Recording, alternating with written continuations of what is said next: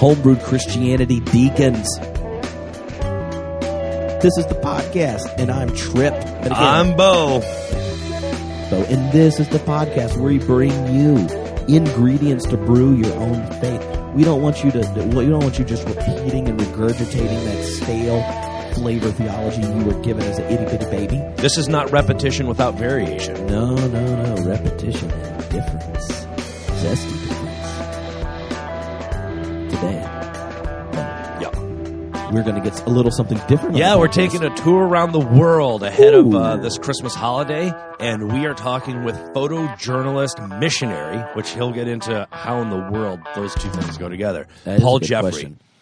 And Paul Jeffrey is a fascinating character. They were UMC ministers, him and his wife, both ordained. They got into missions. Methodist. Realized that missions needed some updating in the post-colonial era, and he picked up a camera and started documenting. He's almost like an archivist of what God is doing around the world. And so he kind of views himself as... he's putting together a photo album of God's family, and his stories are incredible. Are you in it? I am now. Oh. Yeah. So Paul Jeffrey came to the church that I'm at in West LA, and I heard his presentation, and I saw his pictures on Tuesday night, and I thought, man, I've never heard a missionary say the kind of things this guy says. He's not like any missionary I've ever met.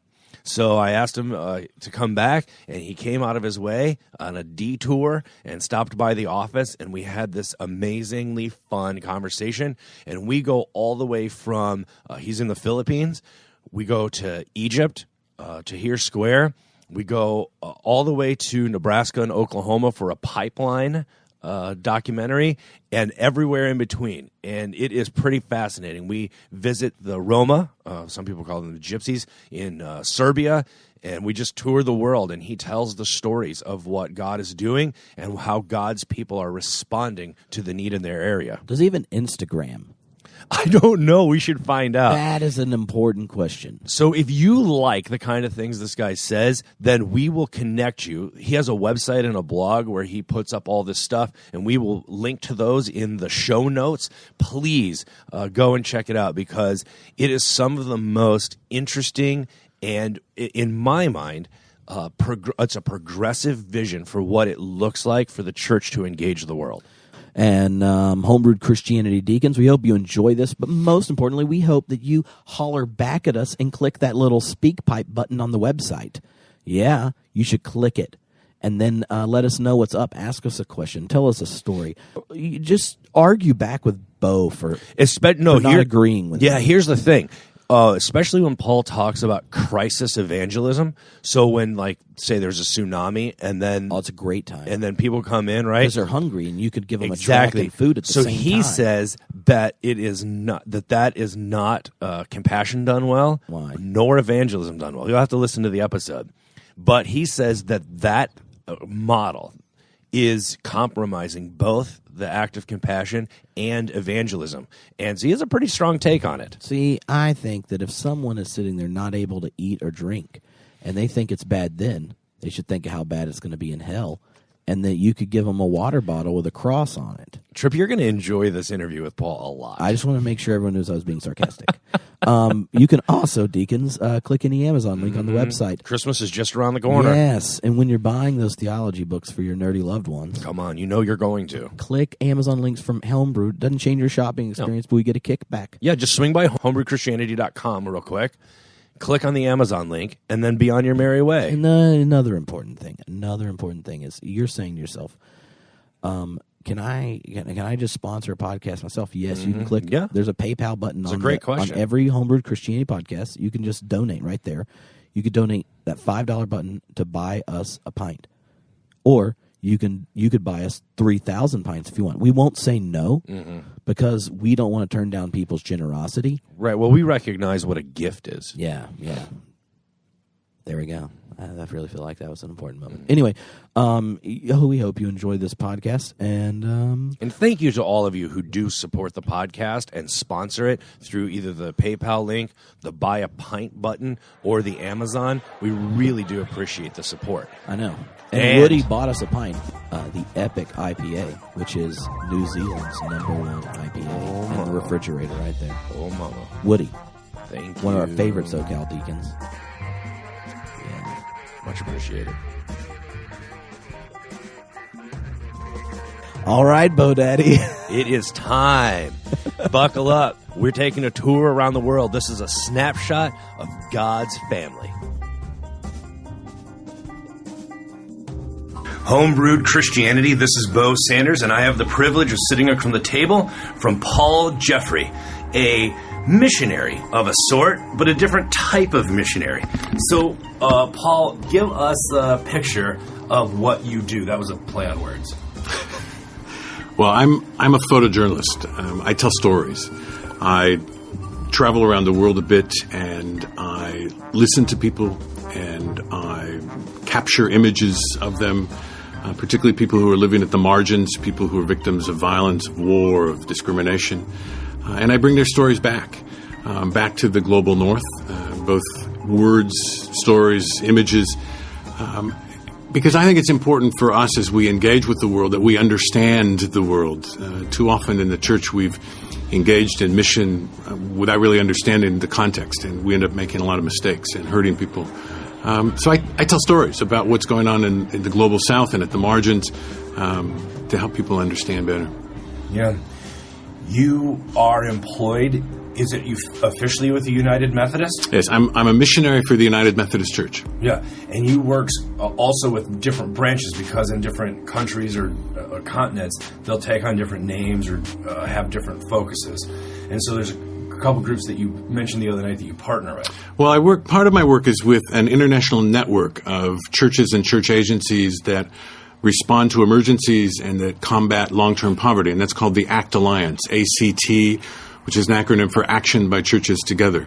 It's based in Geneva, and it includes everything from, in the case of United Methodist, UMCOR, the United Methodist Committee on Relief, to other groups in the United States like Lutheran World Relief and Church World Service, and then groups in Europe like Norwegian Church Aid and Christian Aid from the UK and so forth. And so it's really involved, those agencies and their partners are involved most places around the world. Okay.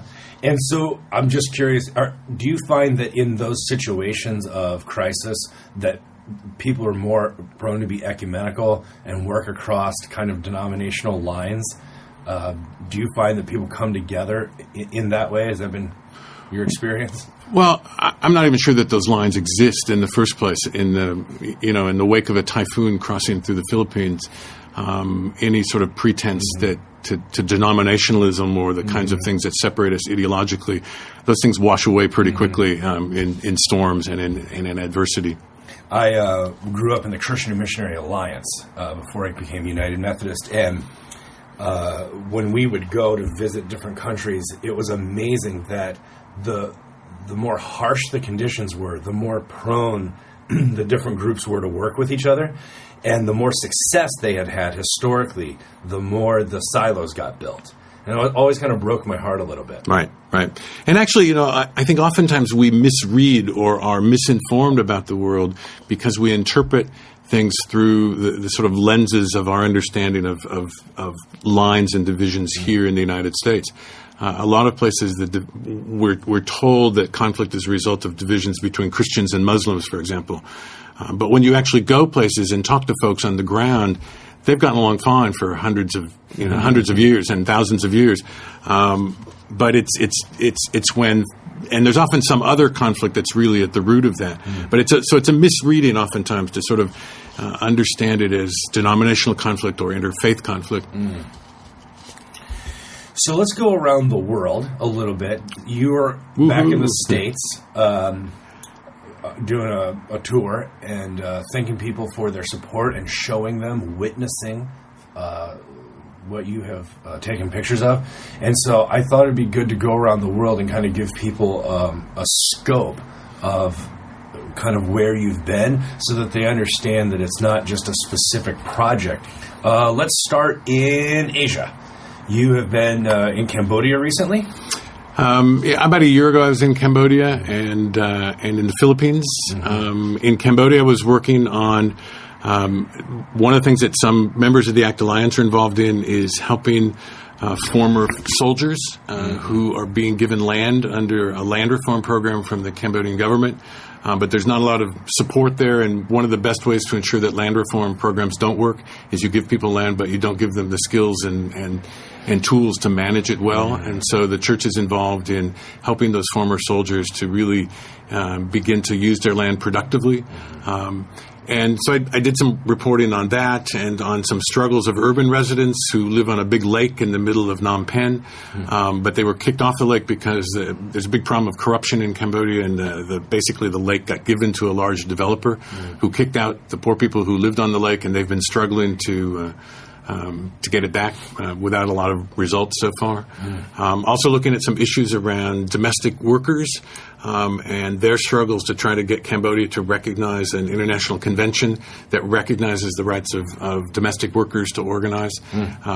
They're also not making much progress, but working on those kinds of stories. I was in the Philippines, interestingly, a year ago, covering a typhoon, and as we talk, the Philippines is sort of engulfed in the aftermath of a big typhoon. And that was fascinating to me because I was in Mindanao in an area called Cagayan de Oro, and a big typhoon had hit that area a year earlier. And I was there to report on some other things, but another typhoon came along, and so I flew into Cagayan de Oro as soon as I could after this typhoon passed through. And whereas in 2011, the passage of the typhoon around Cagayan de Oro had killed about 1,200 people, in 2012, a similar typhoon passing through killed zero, nobody. And what's different? And to me, that was the story. That typhoon did kill some people in another part, in the Compostela Valley, another part of Mindanao, and that made the news, as it should. But sometimes the stories that are most interesting to me are the ones that don't get a lot of coverage. And the question is, why weren't people killed in that particular area this time around? And it has a lot to do with how this wide swath of civil society, churches, non-governmental organizations, and the government had really learned lessons from the year earlier about what makes communities vulnerable when disasters occur. So, for example, just the question of early warning. When do people know about this? Do they have enough advance warning so that they can evacuate from riverbanks and flood-prone areas? Sometimes those are fairly simple problems to solve, but you don't know that they're a problem until a bunch of people die. And there's a whole area of humanitarian response called disaster risk reduction, or DRR. And this was, I think, a sort of a prime example of how DRR can be very successful. We can save lives. The problem is we need to make DRR work, we need to invest ahead of time. And people in the pews and watching TV in the United States, we're real good at writing checks after a disaster strikes. But to invest money in helping folks to develop resiliency ahead of time, that's not quite so sexy. But it works. When it's done well, it really works. And because what you're really doing is helping communities to strengthen themselves so that they can make better decisions about their own lives, rather than being dependent on the government to solve their problems or on do-gooders from the outside to solve their problems. They can begin to understand what it is about their particular community that makes them susceptible to suffering ill effects from natural encounters with natural threats, to moving forward to being able to respond more creatively to those and save their own lives. So anyway, that was some of the work that I was doing in the Philippines in that trip. Yeah, one of the first times I got to travel internationally, we went on a tour to Thailand, Cambodia, and the Philippines, and it was just like 11 or 12 days.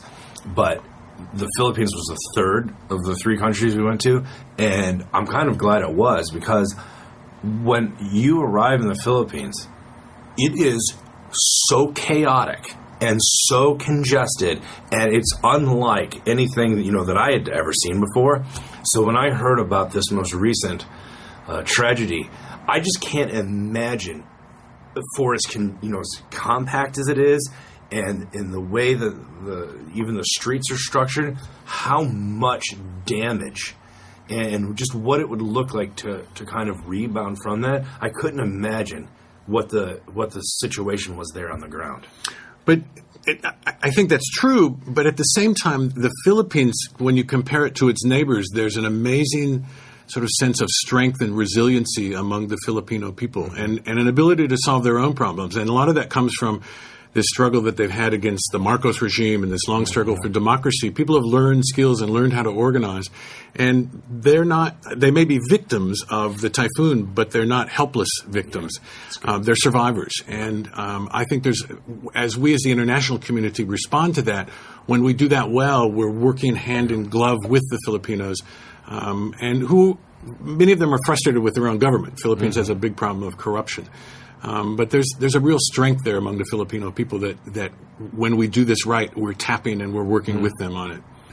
Just before we move out of Asia, I think it's really interesting as well that they're unique in their Catholic, the influence that the Catholic Church has had on the Philippines, and that they have this really unique kind of I would almost call it like a hybrid version of Catholicism that is uniquely Filipino, and people really rally around that. You can just see it everywhere in their culture, and so it's going to be interesting to see as they come out of this what kind of aid organizations and how the impact comes as they rebuild. I'm going to be really interested to watch all that kind of, especially the religious stuff, because that's what I like to keep my eye on. Yeah. Let me say a couple more things about the Philippines, because I've been there a lot recently, and also last year I worked on a story about women gold miners in Mindanao in the south of the country who are mining is a big issue throughout Asia, and there's a big move by large mining corporations to come in and take over big swaths of the country, and there's a strong homegrown resistance to that in Mindanao, in which the church is sort of at the forefront of that.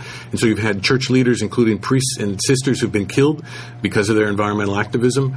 So I spent some time with some women gold miners in a town called Dawawal up in the mountains, which is sort of like California back in the 1850s. The Wild West. And then also did a story about human trafficking. The Philippines relies on remittances for a big part of its economy. Remittances sent by what are called OFWs, overseas Filipino workers, who go to the Gulf states, who go to Japan, who come to the United States. And some of those who go to places like Japan, particularly young women, are taken off under the premise of going to work as entertainers or as waitresses, but they end up working as sex workers.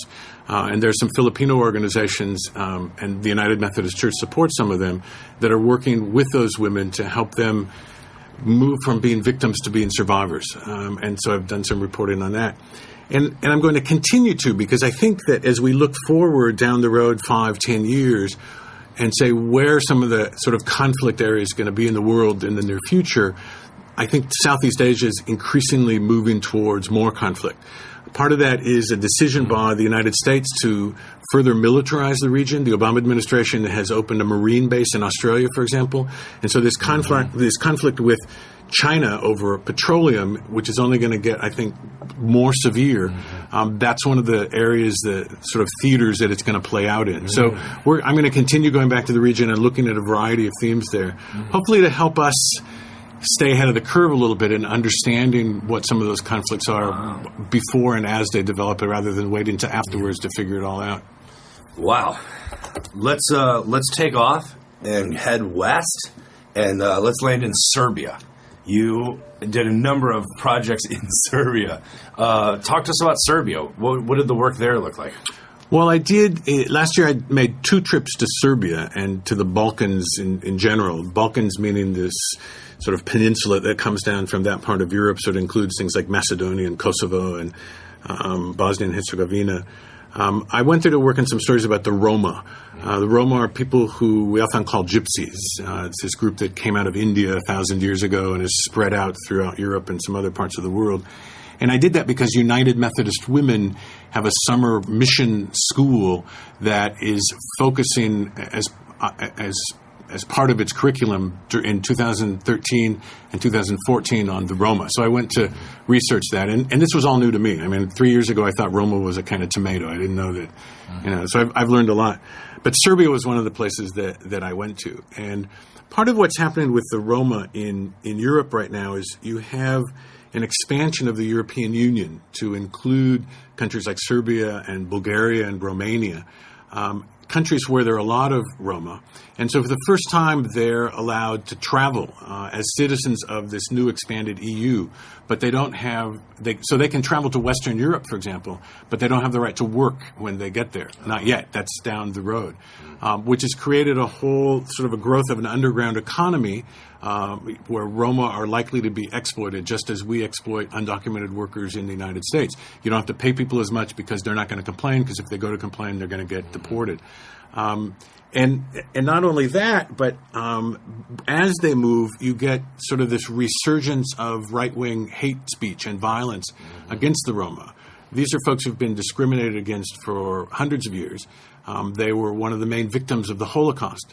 But throughout Europe really hasn't it's just barely coming to grips with the fact that it killed as many as 500,000 Roma during World War II. We've acknowledged what happened to the Jews. We've acknowledged what happened to homosexuals and people with disabilities. But the first monument to Roma victims of the Holocaust in Europe wasn't dedicated until last year, when a monument went up in Berlin. Partly because people have, especially German politicians, have for a long time resisted acknowledging that the Roma were killed because of their race. And they claimed that they were persecuted because of their behavior. These guys are criminals, they're pickpockets, they're thieves, et cetera, et cetera, et cetera. Therefore, it's okay to be mean to them, to kill them. And what Roma will tell you is, no, we're being persecuted because of our identity, because of our racial identity.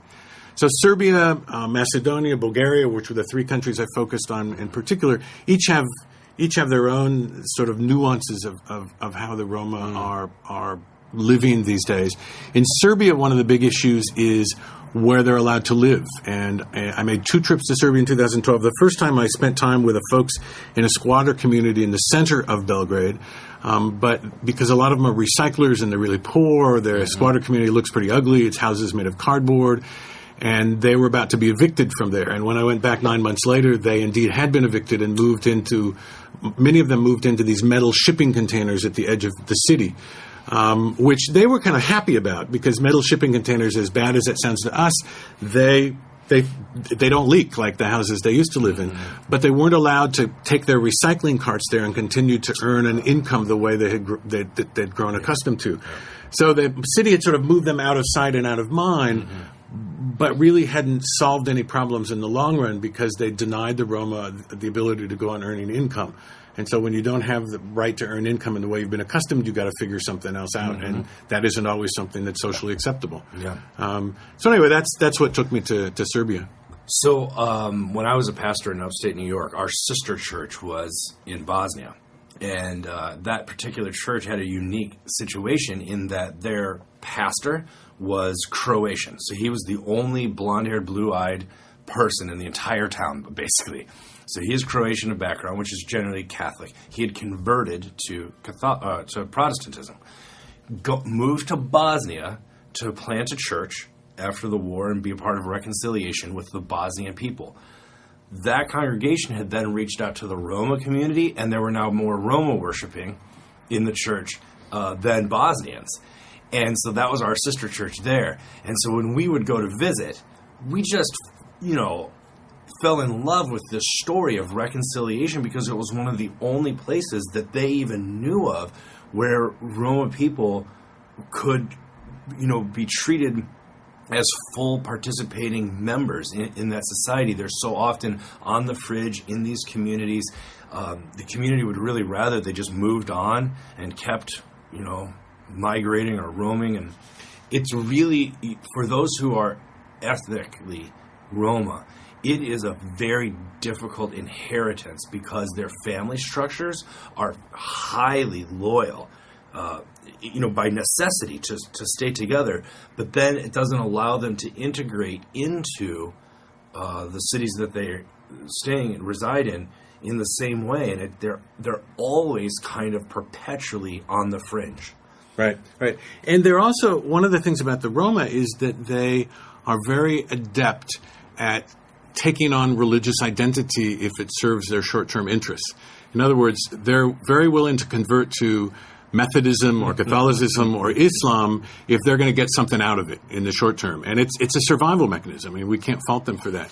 And part of what was interesting for me to see, particularly in Bulgaria, where I spent time with the Methodist Church, is how Methodist congregations there are involved with the Roma, but not in this kind of cheap way of buying converts, but really being present with them. And in the case of some folks who've been chased out of neighborhoods because of this growth of anti-Roma gangs that are made up of sort of neo-Nazi skinheads and motorcycle gang members and stuff coming and attacking Roma communities. The Roma flee from there. Roma families flee. One family I spent some time with had been given refuge in the basement of the Methodist Church in this community. Huh. They lived there for a year, and then the church was helping them get started. I mean, this was not just passing out bags of rice and saying, won't you become a Methodist? This is really putting the church on the line for folks in a very complicated national environment where many people try not to be Roma, to identify as something else. They say, I'm not Roma, I'm Turkish-speaking Bulgarian, or I'm a Romanian-speaking something or other, because they know that the Roma get screwed. And so to say, I'm not Roma, even though to all intents and purposes they are, they try to get a little distance from that. And I spent some time with one Roma community where the church was working with them, but they had started a feeding program in their own community for children who had a lot of problems with proper nutrition. But this wasn't folks from the outside solving the problem. These were poor people solving the problems of poor people in their own community. I mean, really, I felt really moved and inspired by those folks. So some neat things are happening at the same time as the overall picture about Roma in the EU, I think, is deteriorating. There are certainly some pockets of hope, some bright spots there, and the church is oftentimes in one form or another involved there. One of the more interesting segments the other night was you had, at one point, your translator in Serbia had a little video camera and actually videotaped you taking pictures of this kind of hip-hop group of Roma young men, and you said that they had a really interesting message. We couldn't understand them as they were rapping, but you kind of told us what they were rapping. You don't understand Serbian rap music? I don't know. Sorry. It's a group, they have to brush up a little bit. They call themselves GRUB, G-R-U-B-B, or Gypsy Roma Urban Balkan Beats. And your listeners can Google them and find some of the lyrics to their songs. But it's a fascinating mix of sort of hip-hop music and traditional Romani music, the music of the Roma. And they've put it together in a way that honestly looks at the stereotypes that people have of Roma and that the Roma have of themselves, but then tries to move beyond that. So some of the songs say things like, you see me walking down the street and you see that I'm a gypsy, and so you cover your pocket so that I won't pickpocket you because you think that's what's going to happen. But hey, I'm more than that. And there's a real sort of affirmation of it's a positive affirmation of being Roma in the midst of an environment which is constantly sort of telling them that they're worthless. And this group of young men has played throughout Europe. They've been in Canada. They played in Lincoln Center last year. So it was real fun. And they practiced in this old bombed out warehouse in Belgrade that looks like the scene from some bad Bruce Willis movie or something where the drug deal is about to go bad, or the terrorists are going to step out of the elevator shaft and blow you away. That's where they practiced. So I got to go there and photograph them as they were practicing some of their routines. Yeah, that was a great scene. All right, let's leave there, and we're going to head southwest to Africa. And you were in the Congo, and there was so much to photograph there. So many things to document. Walk us through a couple. Well, let me detour us for a moment. Okay. And before we get to the Congo, let's stop in South Sudan. Okay. Because I've actually spent more time recently in South Sudan. And what's fascinating about South Sudan is this is the world's newest country. Became independent in 2011, split off from what was the largest country in Africa, which was Sudan. And this has really been fascinating to see because since World War II, there have been a couple really big wars in Africa. The biggest one has been in the Congo. The second largest one has been in Sudan. That's the civil war between North and South. Probably more than 4 million people killed in that war. A little more than 5 million people killed in the Congo. And so for this war to finally come to an end and for South Sudan to become independent in 2011, for people to come back home from living in the bush or living in refugee camps across the border in Uganda, for example, or Kenya, there's a thrill there that we don't we don't experience, we don't understand what this is like. Our country became independent 200 and some years ago. And what's been fascinating there is that they've got a whole lot of strikes against them to start with. I mean, this is a post-war environment. You don't have a lot of folks who've been educated because they've been on the run or they've been fighting as part of the liberation movement. And the church has played a really key role in playing sort of a midwife to that process, bringing in workers from the outside to help, particularly in the training of health personnel, particularly midwives and nurses, which you can sort of scale up quickly. Doctors take a lot longer to develop. Working with teachers, oftentimes people who are identified as teachers by villages of returnees, who pick the one sort of guy in the village who knows how to read and write and say, this is the teacher. But, how do you equip that person with some skills, as well as training pastoral personnel. And the church has had an interesting relationship with the leaders in the government, both supporting them as they did during the liberation struggle, but also criticizing them as the church sees them making errors in this time. So I've been really thrilled by that. But it's an experiment which remains under threat because of the violence that continues from the north, sponsored by the government in Khartoum, which is headed by Omar al-Bashir, who's an indicted war criminal and been indicted by the International Criminal Court for genocide, crimes against humanity. He continues bombing along the border region, particularly the Nuba Mountains and Blue Nile region.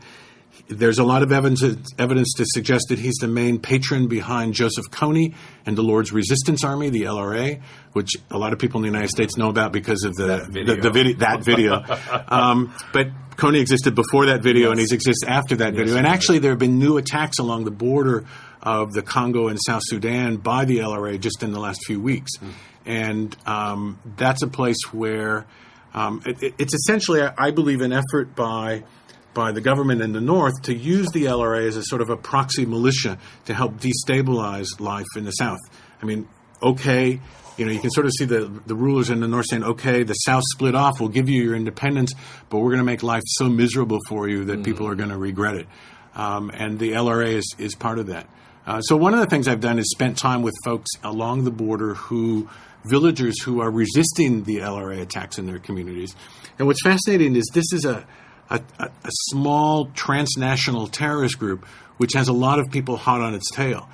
President Obama sent like 100 Green Berets over there who are based along the border, which we don't know much about, just because it's not that important in the media in the United States to talk about them much. The Ugandan military has a special section of its army that's dedicated to just chasing after the Lord's Resistance Army. The South Sudan military is involved in chasing the Lord's Resistance Army. But this is a very vicious group. And in some of these villages along the border, some of the most effective fighters were not the Green Berets or the Ugandan military or the South Sudan military, but villagers armed with old rusty guns and bows and arrows who communicate with drums from village to village, but who know the jungle so well that even if they engage in combat with the LRA, which has a lot of very high-powered weapons, they've been fairly successful in chasing these guys out and protecting their villages. So it's really sort of these citizen, civilian militias at the grassroots chasing off folks that the world's best armies haven't been able to conquer. Yeah. So anyway, that's some of the story in South Sudan. And those pictures were of young men forming the militia and headed out in the evening to protect their loved ones. Those were some incredible pictures. Yeah. Thanks. In the Congo, where I've been both to report on some of the work that the United Methodist Church does in the West and South, but also in Eastern Congo, where you have this ongoing chronic conflict that revolves around tribal identities, ethnic identities. A whole lot of stuff that's inherited from both the history of Rwanda as well as the history of the Congo. And you have warlords there who control territory, who in many cases finance themselves because of mines that they operate, oftentimes using children as slaves in those mines, where they mine things like tin and tungsten and tantalum, which is then sold into the international market and ends up in our smartphones and our iPhones. And one of the things that's I think important for folks to understand is we talk about mission, that mission isn't just something that happens over there and we're somehow disconnected from it, or we just write a check to pay for it, is that we can do things here which have a direct impact on people's lives over there. And not just and moving beyond just taking care of orphans in the Congo, for example, we can actually do something to stop the manufacture of orphans. And there's been this whole movement, much as there was around conflict diamonds or blood diamonds, which stopping the consumption of those had a lot to do with the end of apartheid in South Africa and the end of some wars in Sierra Leone and other places in West Africa. Now there's a whole movement to stop the consumption of conflict minerals, those things that end up in our smartphones. And we've actually made some progress on that.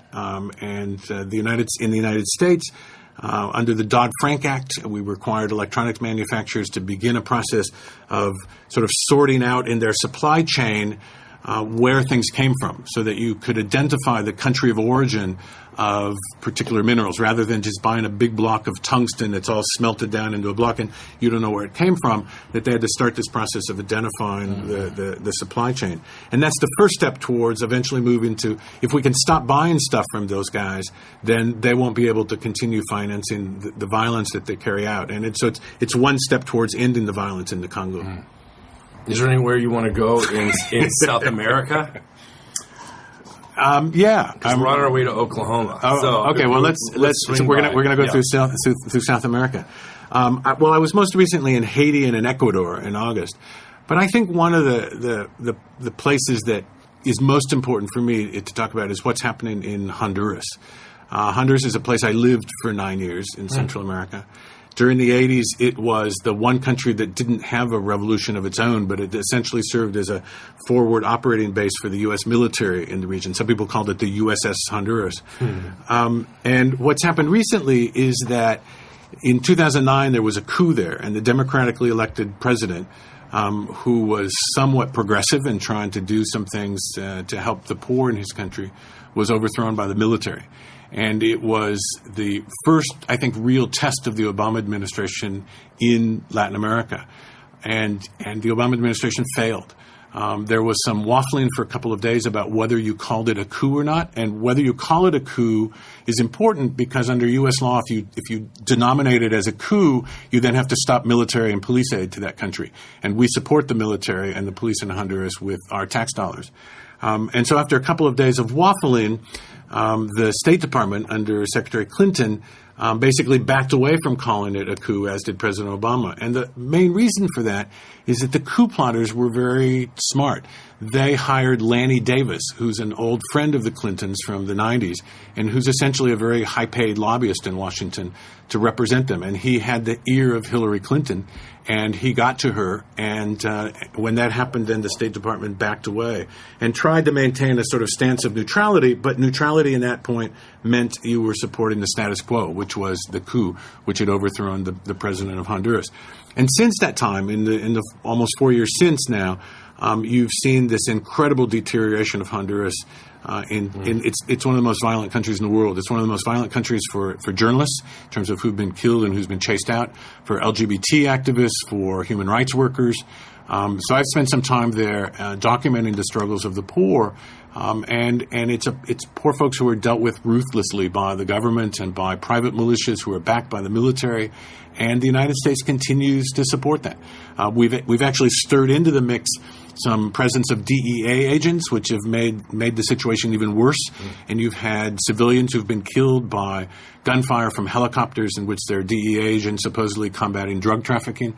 And unfortunately, this is stuff that just isn't on our radar screen here. We're so consumed with Syria and with Obamacare and a variety of other things that this little teeny country in Central America sort of gets lost in the shuffle. And I think that's unfortunate. So you participated in something interesting in Nebraska. You got to document and bear witness to something, and then kind of brought this out to publicize it. What was going on in Nebraska? Well, I was asked by United Methodist Women to go there to document how United Methodist farm families felt about the Keystone XL pipeline, which is a pipeline that's going to bring essentially dirty oil from Canada that's produced in a very environmentally negative manner through the United States and then transship it on to China because the oil is too dirty to be consumed in the United States. And so I went to a part of Nebraska where farmers had really turned against the pipeline. And what I heard from them, and this is a very conservative area, I mean, people told me that not only had they never voted for a Democrat, they didn't even know any Democrats. I mean, these are very, very Republican area. And they said that when they first heard about the pipeline, they were pretty positive because they heard it was going to come across their farmland. They were going to get paid, for renting out this stretch of their farmland to this pipeline. But the more they learned about it, the more questions they had, particularly the women. And it's interesting that it was the women in many of the families that first grew uncomfortable and then decided that they were opposed to the pipeline.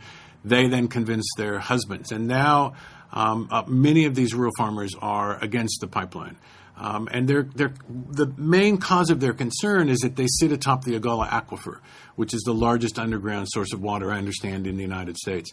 And if there's a spill, well, actually not, they would say not if, they would say when there's a spill, because whatever kind of technology is inevitably it's going to fail, that stuff spills on in the ground.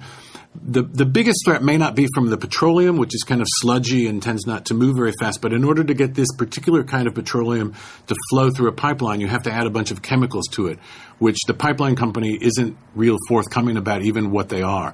But there's a lot of evidence that those chemicals could leach easily into the aquifer, and once you've begun to contaminate the aquifer in a significant manner, it's goodbye to a wonderful source of fresh water. So these farmers who really feel a sense of stewardship, that they're in charge of taking care of the land and making sure that it continues to be productive so it can feed hungry people, feel really afraid of this pipeline. And they've joined with some allies that they didn't traditionally think they would find common cause with, like environmentalists, in order to oppose the Keystone XL pipeline.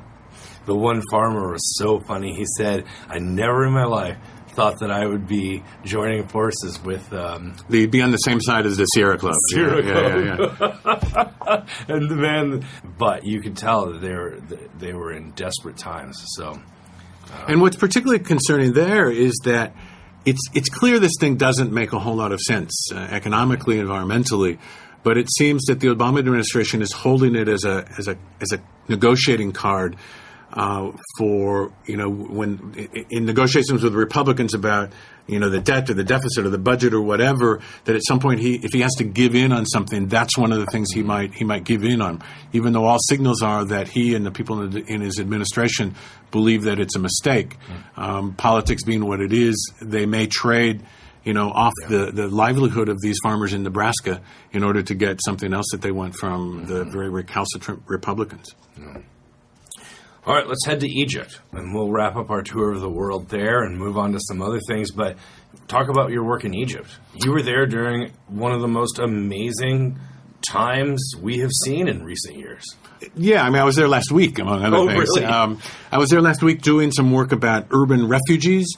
Part of the reason for that is that many of us have an image of refugees in the world as living in tents and refugee camps, and a lot of them do, but actually most refugees in the world live in urban environments, live in apartment houses, live in the alleys of our big cities. And so I was in Cairo looking at the work that Church World Service does and working with refugees from sub-Saharan Africa and now from Syria, and sort of looking at their life in this big city. But I was there a year ago. And I was there, I got sort of caught up in the events of Tahrir Square, not because I went looking for it, but I was there actually to work on a story about how the Coptic Orthodox Church, which is Coptic is kind of a fancy word for Egypt, or Egyptian. So there's sort of three Coptic churches in Egypt, the Coptic Catholic, Coptic Orthodox, and Coptic Evangelicals.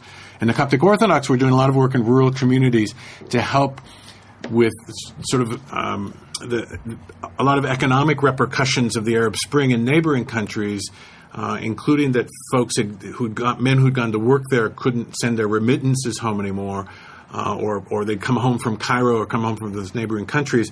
Small rural villages were having a hard time, so the church is involved in sort of make-work projects to give men some work, everything from painting the lamppost to fixing the houses of the poorest people in the villages, as a way to sort of help the village tide itself over until they could go back to working in construction jobs in Tunisia or Libya or wherever. But I happened to be there at a time when President Morsi had issued some decrees which pissed off a lot of people in the country, and so I spent a couple of days in Tahrir Square documenting the sort of popular protests against that.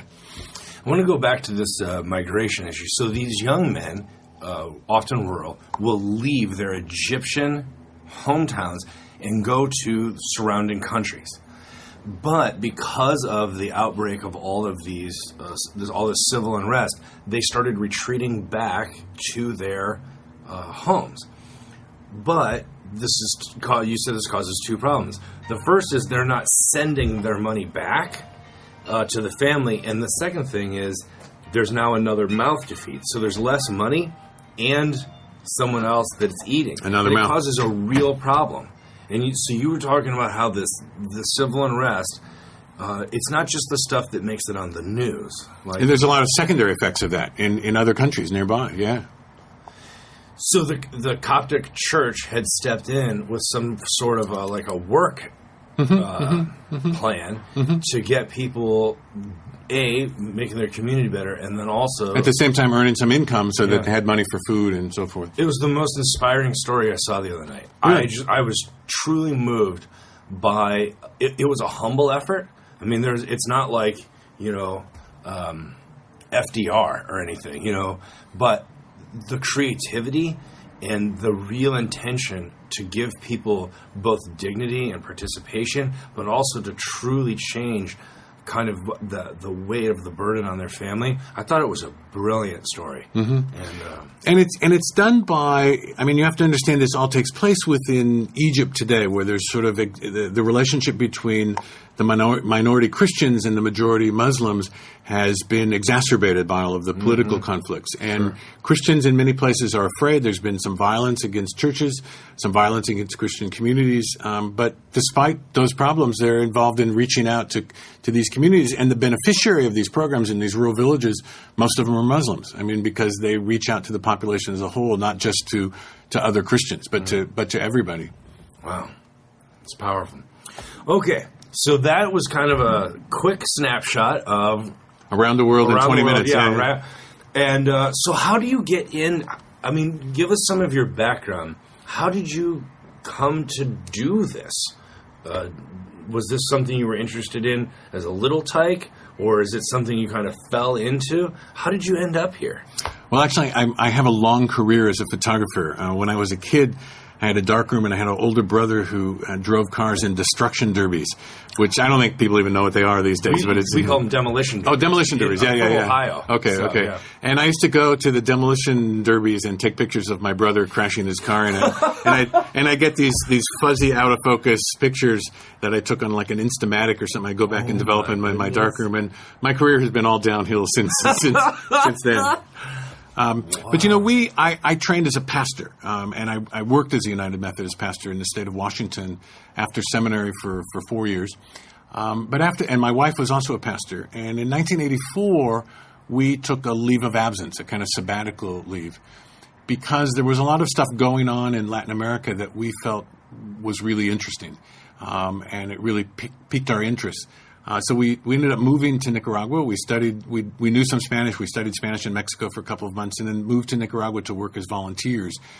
And ended up working as volunteers with sort of the equivalent of the Nicaraguan Council of Churches, which was in the midst of, remember 1984 is just 5 years after the triumph of the Sandinista Revolution, and the Contra War had begun, where the United States was backing these former National Guard soldiers and engaged in a war against the Nicaraguan people. So in the midst of that, there's a lot of suffering, there's a lot of ideological tension, and the church was playing a sort of fascinating role, both of providing relief in the middle of that to affected communities, but also working to mediate conflicts, work for reconciliation. The church, for example, played a big role in mediating a conflict around indigenous groups on the Atlantic coast, the Miskito Indians in Nicaragua. So we went and worked as volunteers for a few months, and we're planning on coming back to the United States at the end of that time. But then the Nicaraguans that we were working with asked us to stay longer. And we said, well, we can't stay longer because our savings has run out. We'd supported ourselves there on our savings. And they said, well, we'll talk to your mission board and see if they'll make you missionaries. And at that point, I confess we didn't have real good vibes about the word missionary. It's sort of like for older folks, we used to have this TV serial when I was a kid called Dobie Gillis. And there was this kind of pre-hippie character named Maynard G. Krebs, and whenever the word work was mentioned, he went, work? He had this gut rejection to it. And I was sort of like that around the word missionary, because in Latin America, missionaries, there's not a very good history there, both with the missionaries who came with the Spanish at the time of the conquest, as well as the missionaries who came from North America at the time of what historians call neo-colonialism 100 years ago. So we sort of hemmed and hawed that. We were clear that the real hard and important work was back in the States. We felt sort of selfish staying in Latin America. But as we wrestled with it and prayed about it, we decided that we would stay for one more year. And our mission board did indeed offer to make us missionaries, sort of let us in through the back door. So we stayed for one more year, and that year turned into a long time. We spent 20 years in Central America, living for 9 years in Nicaragua, for a couple of years in Guatemala, and then 9 years in Honduras. But during that time, I began to work more and more throughout the region. And I sort of became a journalist in that setting because there was this interesting niche about what was happening with faith communities in the middle of political violence. And when secular journalists often wrote about that, they didn't understand the faith communities very well. And when religious journalists wrote about it, they didn't understand the political context very well. And I tried to sort of understand both and weave those together. And people affirmed that was I was doing a good job of that, so I was encouraged to keep on doing it. And I sort of started doing more photography because I work for church media and we're too cheap to send two people to cover a story. So I had to both write the story and take the pictures. And yeah. And then it just took on a life of its own. And now this is your full-time ministry. Yeah, and since 1985, I've been officially a missionary. And what happened in the last, say, particularly 20 years, from like the early 90s on, is that I became particularly interested in disasters, what we think of as disasters, because when there's whether it's a weather event or, an earthquake or something, and everything falls apart, I'm one of those people with a kind of perverse, I don't know if it's a sense of humor or a sense of analysis that says this is a really good window into what was going on in this society, into the sort of pre-existing contradictions of class and gender and race that become really evident when there's a disaster. I mean, because a lot of those things we sort of cover up as time goes by and we get used to them. But when there's a disaster, it becomes real clear who the top dog is and, what's going on in a society oftentimes. And so it sounds sort of sick, but I'm sort of fascinated by disasters. And so that's why a lot of the work I do today is involved in covering them. You often don't know how to tell people exactly what it is you do. So you have a couple funny stories of people trying to tell you what it is they think you do. And so one of them is like, you put together the photo album for the family of God. Yeah, this was actually something that a pastor said the other morning at a church I was preaching at in Long Beach, because I've sort of always wondered what my job description was. And he was introducing me to some little kids during the children's sermon, and he talked about missionaries and what they do and the wide variety of things that missionaries do. And he points at me and he says, this guy over here is a photographer. And the kids knew what a family album was. And he says, he takes pictures like for the family album, but the family is the whole world. And it includes those cousins and people that we don't see very often, or maybe we've never seen, but we need to know they're there. And he takes those photos so that we can know they're there. And I like that. That's what I do. And some people really latch on to the idea that you bear witness for the church of the church's work in the world. And so you, in that sense, are witnessing these events and then in turn bearing witness back to the church. So that's quite a place to be. Yeah, I don't think I bear witness for the church so much as I bear witness to the church. I mean, I work for the church, but my job is really to help the church understand what it's doing, both good and bad, and the context within which it does that. Good distinction. Yeah. It's really good. I mean, in some ways I don't really do anything. I'm kind of a voyeur. Yeah. I get this job where I get to go around and see what people are really doing and then tell about it. So let me ask you let's say I have half a dozen questions that I think you might have interesting answers to. So the first one is, how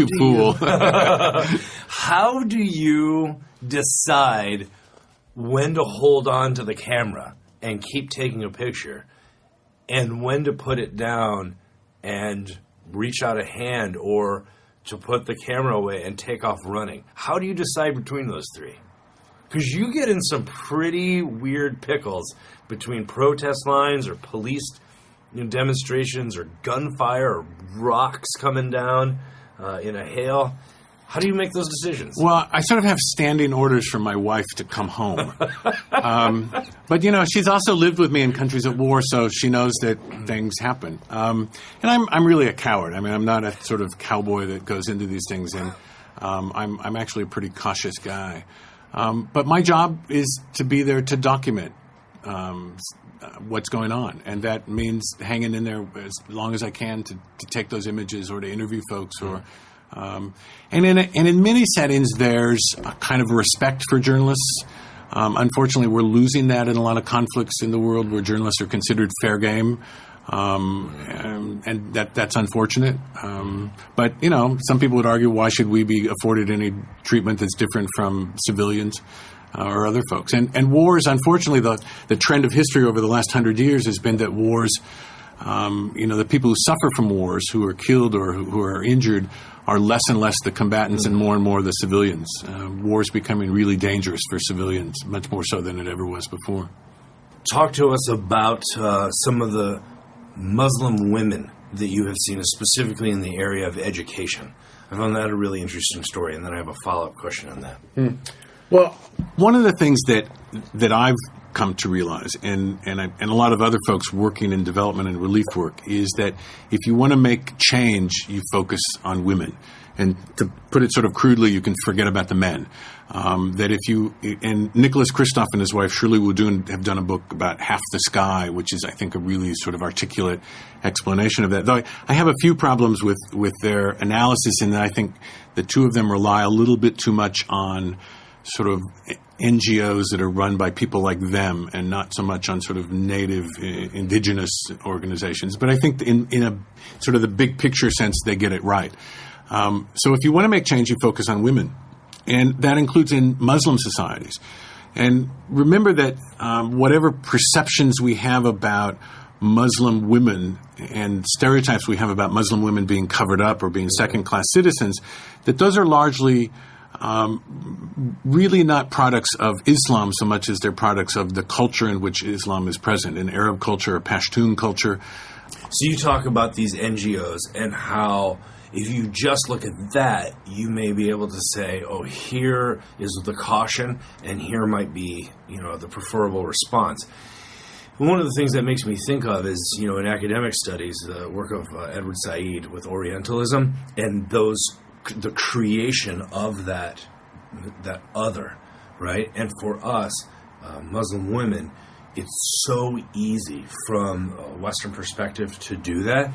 But you're saying that in the way that the cultures that Islam is in actually work, that the cultures themselves have release valves, that there are it's not a one-dimensional story. Islam is X. That it's the way that Islam interacts with a pre-existing culture. And so you were saying that addressing that is probably something that Westerners should be more than cautious about doing, because to come in from the outside with some prescriptive ideas about what needs to be done is probably more dangerous than what's already there. Was that fair? You said that well. Well, thanks. So I guess the follow-up question is this. A woman the other night asked what I thought was a very sincere question. And her concern is that you had taken these pictures of these beautiful Muslim, they were student girls, and they were, covered in the hijab and, just gorgeous headscarves. But her concern was that the United Methodist is at work there in those communities, but after you leave, do those girls become United Methodists or do they stay Muslim? And I did not know how you were going to answer that question. Well, this gets back to what's the role of a missionary, and some people, and this is why I'm sometimes reluctant to identify myself as a missionary, because people jump to the assumption that the job of the missionary is to convert people to Christianity. And although that can be part of our faith and how we express it, particularly in humanitarian crises, in refugee situations and so forth, it's highly unethical to do that. And so the groups that I work with, actually, there's a code of conduct for groups that work in humanitarian situations. And one of the elements of the code of conduct is that you will not use the crisis to proselytize. And so to try to make people Christians in the middle of whatever trauma they're going through is just wrong. It's both bad humanitarian action and it's bad evangelism. Because if you want people to become Christians, you want them to make that decision freely without sort of, anything compelling them to do that. And one of the problems as you look around the world is that in a lot of places we've created generations of Christians who became Christians in that setting. In Asia, they're called rice Christians, for example. They became Christians because it got them something. Roma are very good at that. They'll take on any religious identity you want if it'll get them something. And so I think we need to step back and say, look, our job as Samaritans, if you will, responding to this situation is to take care of the person lying injured at the side of the road, not to take care of them and then say, oh, by the way, I'm doing this so that you will become a Presbyterian or you will become a Methodist or you will join my church. That's just wrong. You might be the first missionary I have ever heard say that. Well, there's a lot of us out there to do it. And part of it is that missionaries who really understand what growing the community of faith is, of making disciples in the real world, understand that you make disciples by sharing your faith and not by using force to convert people to Christianity. Unfortunately, a lot of the heritage of missionaries, particularly in Latin America, is exactly that we used force to make people Christians. There's this wonderful story about this indigenous chief named Hatui, who was on the island of Hispaniola, what's today the Dominican Republic and Haiti. And he was one of the Indians who resisted the Spanish. And he was one of the last holdouts, and he escaped to the island of Cuba. And the Spanish finally tracked him down and captured him on Cuba. And they tied him to the stake. And they said, okay, Hatui, we're going to burn you alive now. But a priest came up and said, but I give you an opportunity to convert to Christianity at the last moment so that when you die, you will go to heaven. And Hatui asked, are there Spaniards in heaven? And the priest said, well, of course. And he said, then I don't want to convert. Violence and conversion, and violence in whatever form it takes, even the violence of hunger, doesn't work with conversion. I think conversion works because we, as authentic people of faith, act with faith and discipleship in the world, and people see that example and want to learn more about it. Well, I do want to thank you for spending this hour with us. I just love talking with you, but I know that my camera nerd friends are going to hate it if I don't ask you about your camera setup. So what do you take with you on your journeys?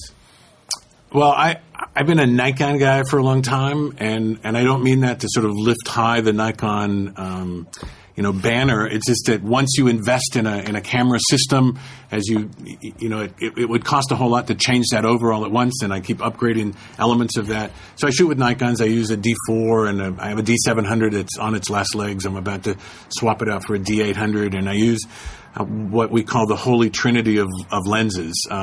It's a 14-24 zoom, a 24-70 zoom, and a 70-200 zoom, all of which are 2.8 f-stop. Which means you can interchange them without having to rethink a lot about light. And I have all the other things that sort of go with that, from reflectors and flash and so on. And what I've done recently is I've started doing video. And the unfortunate thing about video is both that it means thinking differently during part of your time, because you don't just flip the switch and do video sort of the same way you do stills. You have to really think differently about how you tell stories. You have to shoot B-roll and all that stuff. And for an old guy like me, that's to switch into this new stuff is pretty hard. But it also means taking more stuff. So I've got to have something to do quality sound with. So I've got a couple kinds of microphones. I've got to have something to keep the camera more steady. So some sort of tripod or monopod with a head on it, so you can move the camera without jerking it around. So that stuff gets heavier and heavier and heavier, and it's a lot of stuff to carry. So if people want to follow up with you, how do they find you on the interwebs? Well, I have a blog. I was sort of one of the last people in the world to start a blog just at the time that most people were abandoning them. But folks can go to my blog, which is at kairosphotos.com. Kairos is Kairos. It's one of the Greek words about time, as opposed to chronos, which is the sequential time. Kairos is like the right time or the opportune time or whatever. So it's kairosphotos, all one word, .com. And you can find a variety of things there about what I do and some reflections of mine about sometimes trying to tell the stories behind the photos that I take. And if people wanted to support some of the agencies that you've talked about that help in these moments of crisis with relief work, there's links there? There are, and one I just lift up is Church World Service. Church World Service is an ecumenical agency in the United States that supported across the board. A lot of people haven't heard of Church World Service, but they've heard of crop walks in their communities, which is one of the ways that Church World Service raises money. And Church World Service has a website. You can either go to churchworldservice.org or cwsglobal.org. And you'll find a variety of links there. And if people want to support relief work in the Philippines after the typhoon or a variety of other work, CWS, Church World Service, is an important way to do that. Okay, we will put links to all of that. So if you are interested in following up on this, just look below the podcast at the show notes, and it's all going to be linked there. Paul, thank you so much for being with us today. Thanks, Bo. It was my pleasure.